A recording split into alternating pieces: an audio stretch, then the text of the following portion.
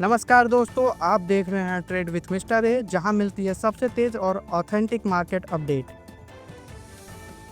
शुरुआत करते हैं इंटरनेशनल न्यूज से। जगह Busan, south Korea. US president Donald Trump और चाइनीज प्रेसिडेंट शी जिनपिंग की मीटिंग कल कंक्लूड हुई और ये शेड्यूल्ड से काफ़ी लंबी रही, 1 घंटा 40 मिनट तक। दोनों लीडर्स का एम था ग्लोबल मार्केट को टेंशन फ्री रखना, जो रिसेंट मंथ्स के टेरिफ थ्रेट और एक्सपोर्ट रिस्ट्रिक्शन से अफेक्टेड रहे हैं। ट्रंप ने कहा, और ये राउटर्स रिपोर्ट के अकॉर्डिंग है, I could sign trade deal today.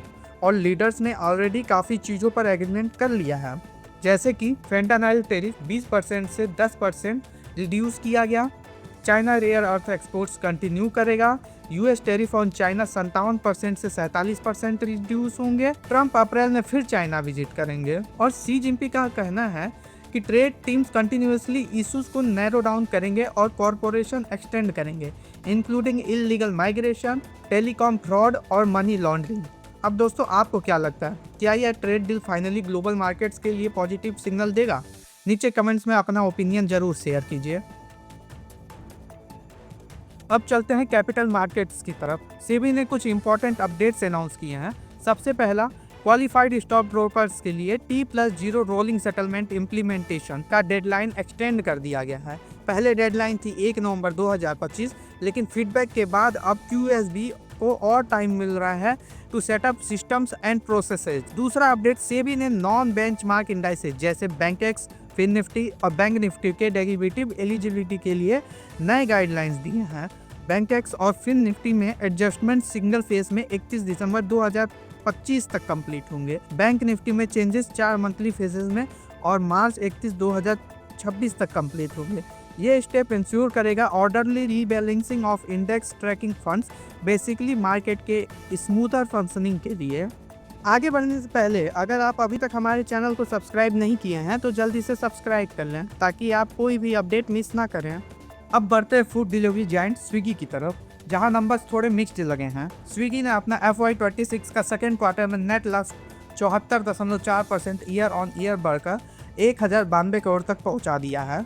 पिछले साल यही लॉस बात 626 करोड़ का था, यानी लॉस बढ़ा है। लेकिन स्टोरी यहाँ खत्म नहीं होती, क्योंकि रिवेन्यू फ्रंट पे कंपनी ने जबरदस्त ग्रोथ दिखाई है। 54.4% का जंप 3601 करोड़ से बढ़कर सीधे 5561 करोड़ हो गया है। कंपनी के अकॉर्डिंग लॉसेज का रीजन है इंस्टामार्ट, उनका क्विक कॉमर्शियल वर्टिकल, जहां फास्ट एक्सपेंशन चल रहा है। अब चलते हैं इंडियन कॉर्पोरेट सेक्टर की तरफ। स्टेट टाउन पावर जाइंट NTPC लिमिटेड ने Q2 FY26 में standalone net profit 4653 crore का रिपोर्ट किया, slightly up from last year 4648 crore, यानी basically stable growth. Revenue 39,166 crore रहा, 2.9% ईयर ऑन ईयर इंक्रीज का। EBITDA ग्रो करके 10,019 करोड़ और मार्जिन एक्सपेंड हुआ है 25.6% तक, लास्ट ईयर के 24% से। दोस्तों, ITC लिमिटेड ने अपने सितंबर क्वार्टर के रिजल्ट्स अनाउंस किए हैं और कंपनी ने 2% का प्रॉफिट ग्रोथ रिकॉर्ड किया है।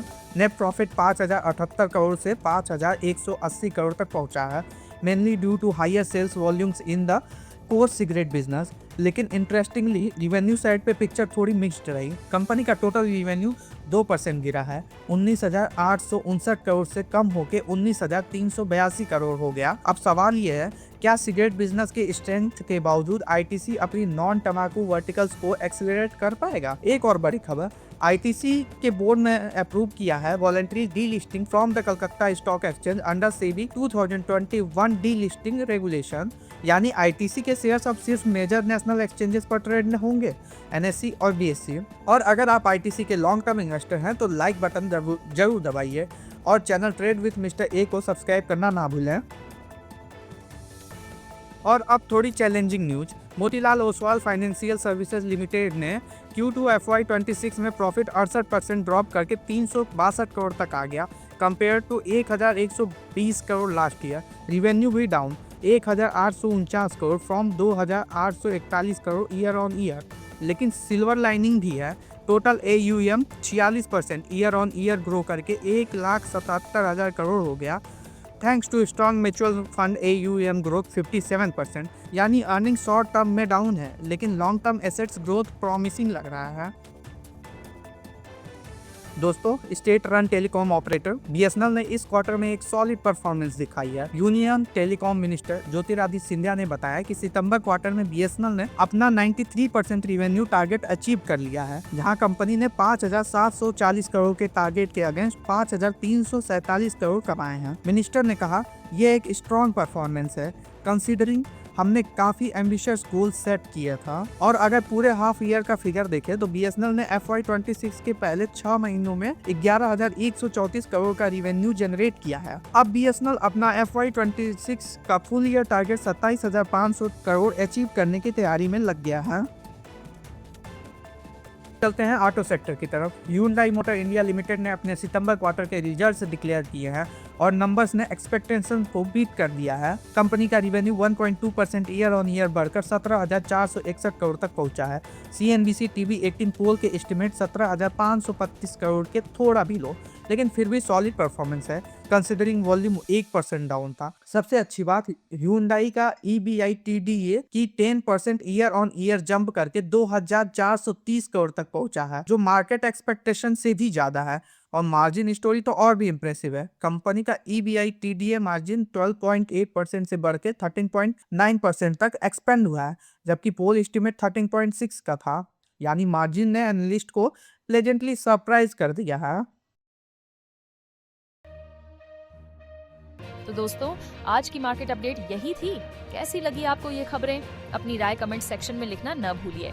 और हाँ, अगर आप चाहते हैं कि आपको हर दिन ऐसी ही न्यूज मिलती रहे, तो चैनल को सब्सक्राइब कीजिए और बेल आइकन दबा दीजिए ताकि कोई भी अपडेट मिस न हो। मिलेंगे कल नए अपडेट्स के साथ, तब तक के लिए हैप्पी ट्रेडिंग।